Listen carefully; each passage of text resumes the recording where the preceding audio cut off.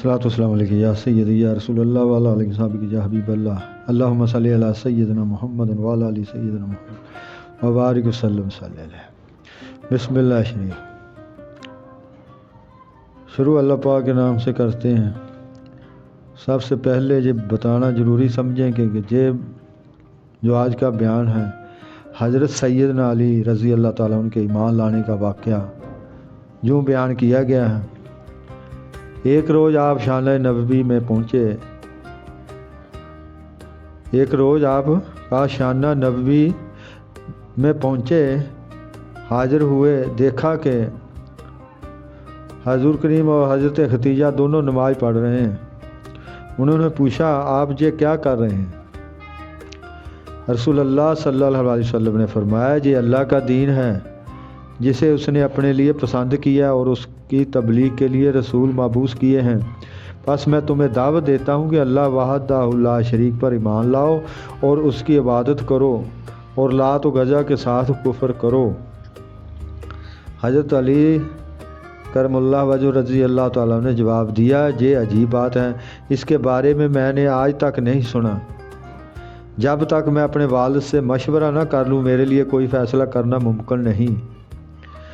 حضور نے فرمایا علی اگر تم اسلام نہیں لانا چاہتے تو کم از کم اس راز کو افشا نہ کرنا۔ ایک رات یوں ہی گزر گئی، پھر اللہ تعالیٰ نے ان کے دل کو نور ایمان سے روشن کر دیا۔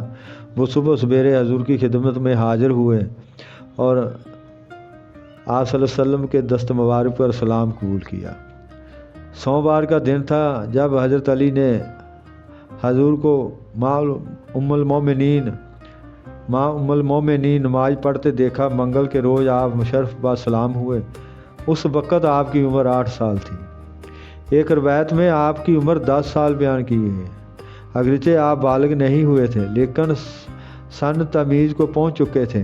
ابتدا میں آپ نے ایمان کو اپنے والد کے خوف سے پوشیدہ رکھا، آخر یہ راز فاش ہو گیا۔ انہوں نے اپنے فرزند علی کو امام الانبیاء کے ساتھ نماز پڑھتے ہوئے دیکھ لیا۔ پوچھا اے بیٹے یہ کیسا دین ہے جو تو نے اختیار کیا ہے؟ آپ نے جواب دیا اے میرے باپ، میں اللہ پر اور اللہ کے رسول پر ایمان لے آیا ہوں اور جو دین لے کر یہ آئے ہیں اس کی میں نے تصدیق کی ہے اور آپ کی میت میں اللہ کے لیے نماز پڑھی ہے اور آپ کی پیروی کی ہے۔ حضرت ابو طالب نے فرمایا اے علی انہوں نے تمہیں خیر کی طرف بلایا ہے، ان کا دامن مضبوطی سے پکڑے رکھنا۔ حضور سرور عالم صلی اللہ تعالیٰ علیہ وسلم جب نماز کا وقت قریب آ جاتا تو مکے کی کسی وادی میں تشریف لے جاتے۔ حضرت علی بھی حضور کے ہمراہ ہوتے اور وہاں مل کر نماز ادا کرتے اور شام کے وقت واپس آ جاتے۔ ایک روز جناب ابو طالب وہاں اچانک پہنچ گئے اور دونوں کو نماز پڑھتے دیکھ لیا تو حضور صلی اللہ علیہ وسلم کو کہنے لگے میرے بھتیجے یہ کیا دین ہے جو تو نے اختیار کر رکھا ہے؟ آپ صلی اللہ علیہ وسلم نے ارشاد فرمایا اے محترم چچا یہ اللہ کا دین ہے، اس کے فرشتوں کا دین ہے، اس کے رسولوں کا دین ہے اور ہمارے باپ ابراہیم کا دین ہے۔ اللہ پاک نے مجھے رسول بنا کر اپنے بندوں کی طرف مبعوث کیا ہے اور اے محترم چچا آپ اس بات کے زیادہ حقدار ہیں کہ میں آپ کو نصیحت کروں اور ہدایت کی دعوت دوں اور آپ سب سے زیادہ حقدار ہیں کہ میری اس دعوت کو قبول کریں اور اس سلسلہ میں میری مدد کریں۔